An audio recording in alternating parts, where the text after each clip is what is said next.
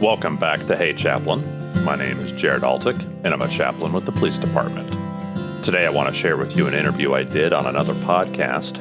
It's called the Worship Secuirty Academy, and I talked about chaplaincy, but I also talked about a topic I've never covered on Hey Chaplain, which is police officers doing security work at churches.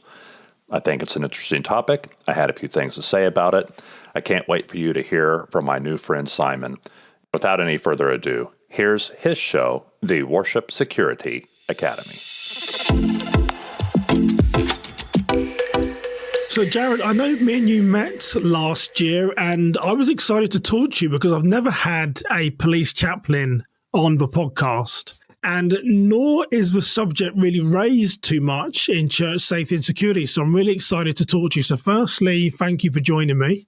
Absolutely. I'm glad to be here.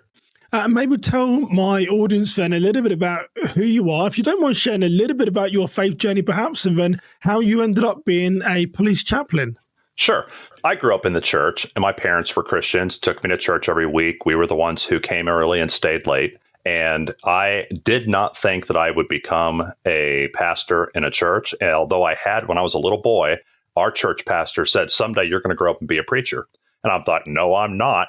And I was sure that I was going to go on a different track all the way up through high school. But eventually I did end up going to Bible college and getting a seminary degree. And I've been in church work my entire adult life. Now, that being said, I wasn't really thinking much about police officers unless they were in my rearview mirror. So I didn't really give much thought to it. But God kept putting police officers in my church. And so I developed a good bond with a lot of them, grew very fond of police officers and also military veterans, and had a good opportunity to minister to them and to their families, and also to make mistakes. A first responder family has a different kind of stress about their loved one going to work than an accountant or any other job, really. And so it is a learning curve to overcome, to pastor these people and to be effective in ministering to them and to their families.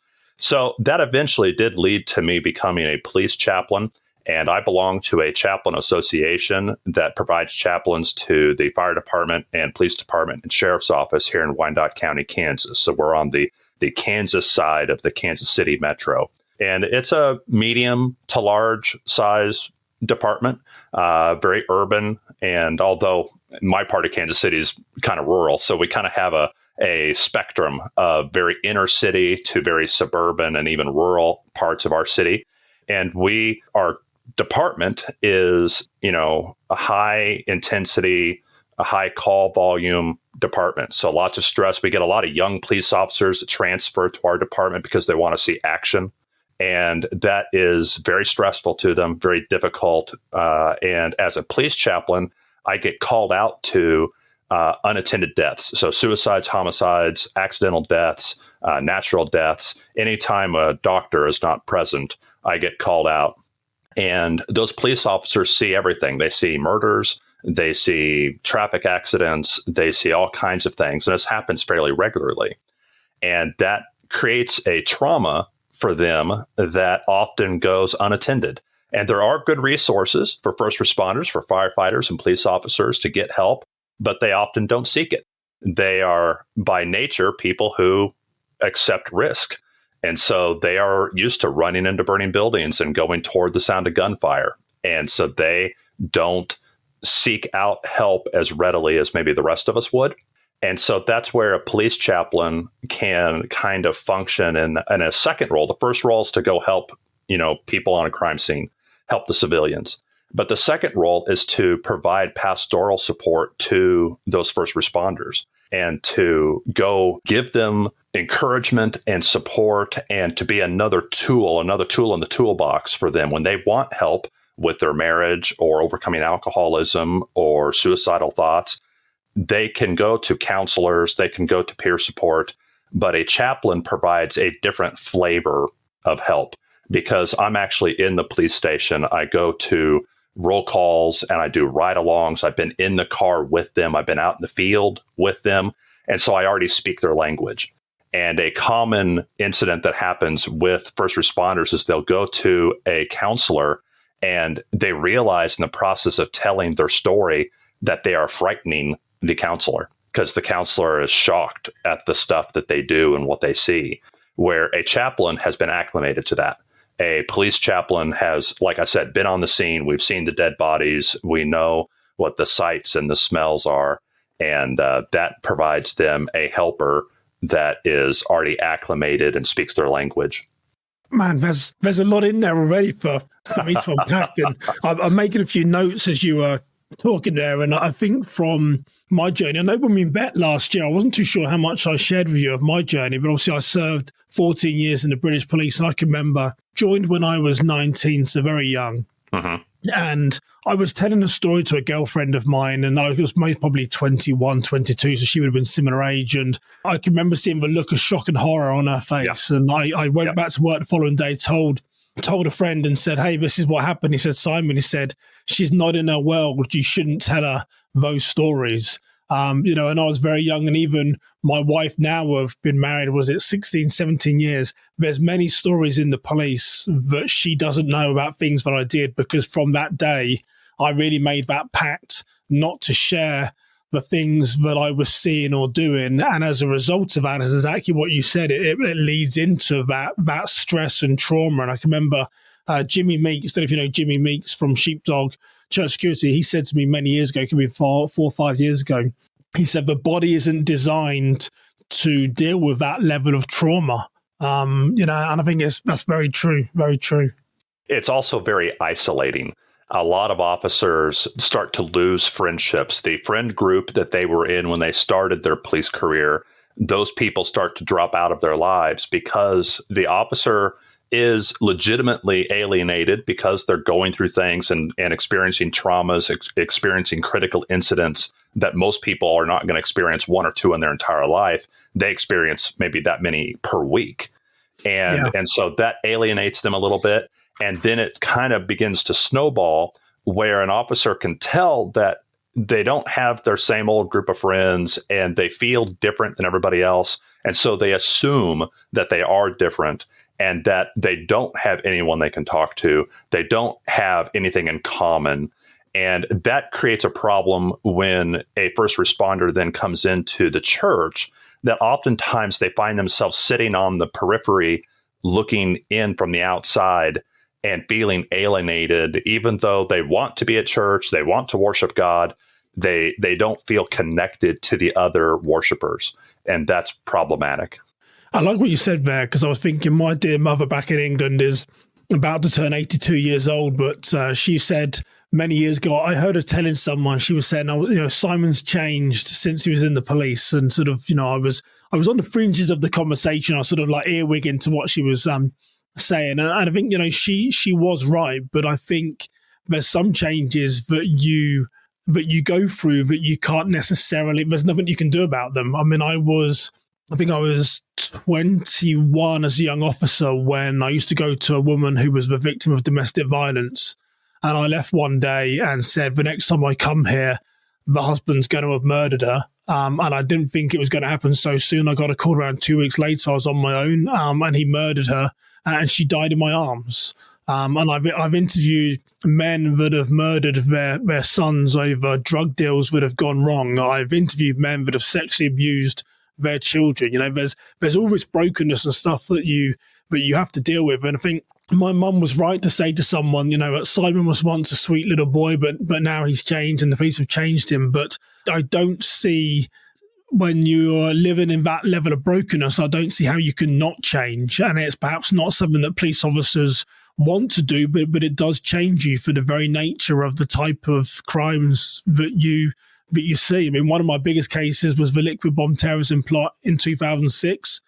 And these were extremists that wanted to get onto a plane, hijack planes, and kill hundreds of people. I mean, sharing those stories, people do look at you like you're almost like you're the monster, because it becomes every day in how you talk about it. So I think when I hear about police officers really under fire right now in the modern era, I don't think the public really understand what it takes to do that job and how much hurt and pain they're seeing. And as Jimmy Meeks said, the body isn't designed to take that amount of trauma. So I'm not surprised when it spits out in a bad way. Yeah, the trauma is not just that they see dead bodies and blood and mutilation. That is traumatic. That absolutely is. But it's also seeing wickedness and evil and inhumanity. That is morally damaging to a person to witness that kind of cruelty and barbarity. And a police officer especially, I mean, the emergency personnel, firefighters and EMS, they definitely see more of the blood and gore. Yeah. But a police officer sees that, some of it, and then also the cruelty and the wickedness that people can perpetrate on their loved ones. And that is so wounding. It's a type of moral injury that an officer receives. And so this is why, for me, it's so important to embed a helper with the police officer. So somebody is there on scene with them as that's happening, and that they have support that understands what they've seen. And that's what a police chaplain does. And it's really changed my understanding of what our first responders and military people go through, and how better to minister to them, how better to implement them. When you're building a church security team, you naturally are going to gravitate toward your police officers. Say, hey, can you help run a church security team, or can you help participate? And that's not a bad thing to do. It's not bad to ask them. But like I said, they're not like everybody else. They've had a different set of experiences that has unquestionably had an impact on them. And it's true what you said. I mean, my wife often says this to me. She says, Simon, is there anyone that you trust? And I say, trust but verify. And, that's because of how I was raised. I joined law enforcement at 19. I was 33 when I left, and I'd seen so much, as you mentioned, wickedness in between. I mean, I've seen some wicked people, and it's how I've changed is I always trust but verify. You always need to verify stuff. So it is hard. So we'll keep it on the sort of a church theme then. So we know these police officers under immense strain. Not many departments in the US right now have it easy. Everyone is criticizing them. Whatever they do seems to be wrong. What can churches do, and maybe specifically church safety teams that are closely aligned to police officers, what can churches do to help our law enforcement right now with some of the trauma and things that they're going through? Well, there's a multifaceted approach you have to take. Like I said, as I've begun to understand officers better, I've realized some of the mistakes that I've been making. And so I've made assumptions about them, or just didn't consider what they were going through that was in error on my part as a church pastor. And so a lot of folks, you expect them to participate regularly, but a lot of police officers and other first responders work shift work, which means they may not know from 1 month to the next, or from one quarter to the next, what days their days off will be. A lot of jobs, what your day off will be 5 years from now, because you always have weekends off. Well, their weekend's going to shift, or the time of day they work will shift, especially in smaller agencies. And so if you say, hey, I want a police officer to participate in a ministry here at our church, whether it's security or something else entirely, you have to understand that from one part of the year to the next, they may not be available because they're working. And one of the tolls on their family is that they're going to miss holidays and special events and going to church and things like that. And so you have to be a little more understanding of the kind of work schedule they have and the limited amount of control that they have, especially early in their career. And then you have this balance that you have to take with a police officer, because on the one hand, you shouldn't avoid asking them to participate in church security. They probably are your resident expert. They probably have a good knowledge base to bring to the table, a lot of experience, a lot of savviness that would be very useful to your congregation. But you have to balance that against assuming that they want to, because a lot of police officers, they are so worn out on crisis decision making, they don't want to come to church and be on duty. I was going to say, it's like a job away from a job, isn't it, really? Yes, busman's holiday. Yes, yeah, exactly. they take the uniform off, and then we ask them to then do it again on Sunday. We're like, well, I suppose I can do, but yeah, it's very true. I would, if I'm approaching a police officer about working church security, I would include that in my the beginning of my pitch, as I'm recruiting them, I would say, hey, I understand you might not want to do this. You might just want to give a little behind the scenes support or not do that this year at all. I understand that you may not want to. So I would couch that in those terms. But at the same time, you're going to have some officers where, because they feel alienated from the church and the people in the church, they might actually be more comfortable standing on guard outside. And then you have to ask yourself pastorally, is that good for them? Should I let them avoid people by staying out on guard, being on duty, and having a radio and standing outside the worship center? Maybe the right thing for them pastorally would be not asking them to do that. So it would force them to sit with their family and be a normal person for an hour. And so that's a case by case basis. There are some police officers that they would love to serve in that way. Others would love to serve in that way for bad reasons, for unhealthy emotional reasons. So you have to get to know these officers and know which category of officer you're talking to. Is this one who can serve and can be a leader in your security team? Or is this one who really probably shouldn't participate right now? Maybe a year or 5 years from now, he can do it. But right now is not a great time. He really would be better served. It would be better pastoral care of him to let him sit with his family. And it's interesting you say that, because I was thinking, a lot of police officers under a lot of stress and strain, and perhaps with it being in the church, yes, a police officer is never off duty, but there's also that we don't want them to suddenly, and maybe snap's the wrong word, but we don't want them to suddenly say or do something that they might do on the street when they're stressed is okay, but in a church environment, that's not what we'd want to happen in ministry, because on the street they're used to being, they have to be the tough guy, because there's also a survival aspect of their role as well. And in church security is very much placid and making sure we're de-escalating and understanding where people are coming from. So yeah, there's a lot for them to really deal with. Interestingly, as we talk about this, I think I mentioned to you before we started recording that maybe on church safety teams, you find across the country, it could be an IT director, it could be someone that might work in healthcare, they could work in a convenience store. There's so many different people, a lot of retired people in church security that haven't had that exposure as a police officer. I wonder, Jared, is there a missed opportunity to minister to people on the safety teams that they're hearing about, maybe a husband who's abusing his wife, or a wife abusing the husband, or sexual misconduct, or someone who's struggling with finances and maybe they've stolen something that they wouldn't ordinarily do?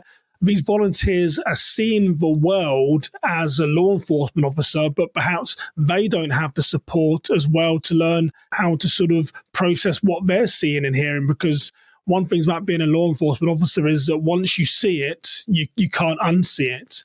And there's a lot of civilians, but there's a lot of people in church security that are volunteers that haven't had that exposure as a police officer to then see that brokenness in the world. I wonder how they process it, or what support is there for them. Well, see, that may be an opportunity to utilize and give a ministry responsibility to a police officer in your church that you may not have thought about. Instead of just putting them on duty out front in the security team, what about having a police officer debrief your other security team members? Because if they're seeing stuff, and if they are, you might have armed security in some places, and that's kind of a learning curve, too, for somebody that's not used to carrying. That's a big responsibility. And maybe they've never carried a weapon inside of a church building before. And that's kind of, a big thing for them to overcome mentally.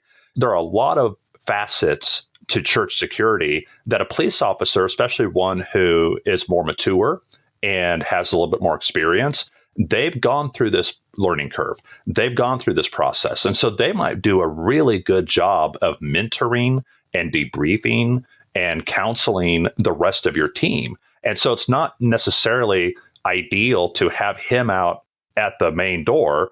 It might be better to have him at the meeting on a Tuesday night where he's talking and letting people kind of have an open forum and talk about what they've seen and what, maybe they had an incident at the church and we're going to debrief that.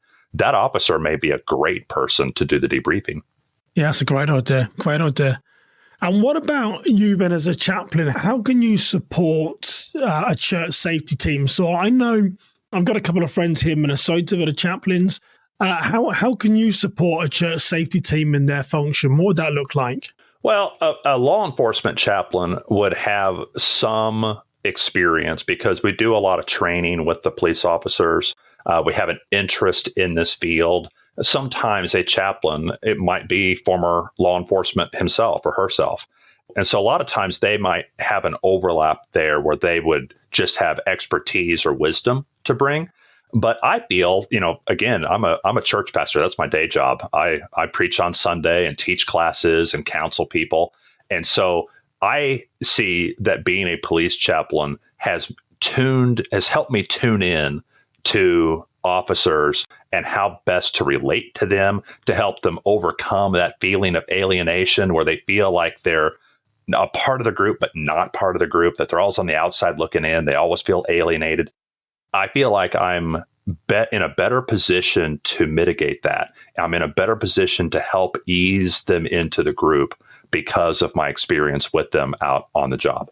So a question that just came to my mind then. So who protects the protectors? So as a police chaplain and a pastor outside of the Lord, who is there supporting you? Where do you get your support when you're going on these calls and seeing murders and domestic violence and all the bad things that happen in the world?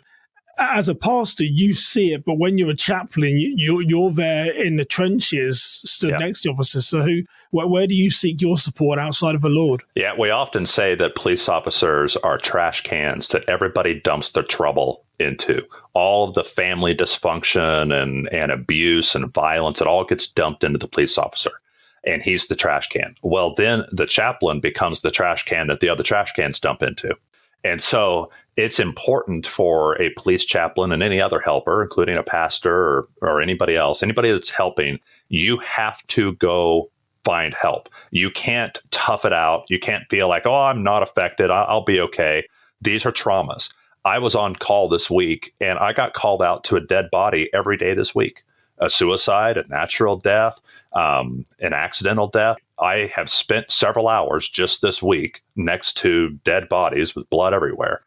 I don't feel different today, but it's critical that I go talk to somebody. And one of the best things we can do, apart from, of course, our faith and all the practices of our faith, but one of the best things we can do is storytell our trauma. And so I have other police chaplains who've been where I've been, and I can call them up and I can just debrief. I can just say, hey, this is what I saw. And they'll ask me, how do you feel? And are you noticing anything different in your sleep patterns, your eating patterns, or anything like that? How are you doing relating to other people? Are you having nightmares? They'll ask me all those questions. And usually I'm fine, but not always. And so it's important that I am checking in with people and I'm doing the very same thing I would ask an officer to do. I'd ask an officer to go to their department counselor or to go to peer support or to talk to another chaplain. I need to do the same thing. I need to go talk to somebody and storytell my trauma and get it out. God made us to communicate. God is a God who communicates. He's given us his word. We need to communicate, and that is how we overcome some of the horrible things we see in this broken world. And for church safety team, I mean, they don't need permission to do this. This is just something that they should be doing. Like I said, there's many people in church safety and security that are serving tirelessly and giving up a lot of time to make sure their inner community is safe, and they should feel no judgment in reaching out to someone because they are going to hear and see things in their community that they never even knew existed. It's funny, me and my family, just before the holiday season, we went to there's a sort of a food pantry type place here close to where I live, where you're making the food for the homeless. And it's in the town where I live, and my two sons, 10 and 13, they came and we were like grating cheese and cutting potatoes and all this stuff. And I said to them, I said, do you think there's homeless people here in the town where we live? And they said, no, I don't think there's anyone like that. I said, what about at your school? And they said, no. And I said, there will be. These people are in your community. Yeah. It's our way to help them. And I think that's a little bit of similar to church security, that my son's eyes were open, that there's people that don't have food inside my school, Dad. Yes. That there's people that don't have the things we have. Yes, there is. And church safety teams, their eyes are open to the trauma in the world. And they can't unsee that a man in their community who's portraying himself in a certain way is going home and is physically abusive to his wife, or sexually abusive, or physically abusive to a young minor. They're going to see the Wizard of Oz. They're going to see behind the curtain. And I really want to say, if you listen to this, it's okay to get help, because as me and Jared have said, a lot of these things, the body isn't designed to deal with that level of trauma. Yep. That is well said. And so lastly then, before we start to wrap up, what can church safety teams do to support their police chaplains? Because I feel like a lot of churches will most probably have a chaplain. Their safety team might not know, but what support can they give you? First of all, it is extraordinarily helpful if the church gives permission to, let me back up. A lot of police chaplains work in a church. That's their day job, because unlike hospital chaplains, where there might be a paid position, most police departments, if they even have a chaplain, it's a volunteer position. And so there's no pay, which means there's a day job. And so a lot of police chaplains work in a church. And so if the church leadership can support that work, that is a way to get your minister out into the field, get him out into the world, building connections with people. A lot of first responders do not go to church, and that is a good way for him or her to minister to people that are outside the church. And so you have to support that. You can't keep your pastor so busy inside the four walls of the church building that he can't ever go out and meet people. And so if you can just support the work of people who are already chaplains, and then if people who are in the church would just ask themselves the question, am I willing to go love sometimes unlovable first responders? A first responder will push you away to see if you can be pushed away because they feel alienated. But what if you, as a layperson, and maybe you're involved in your church security team or what have you, but you didn't go to seminary.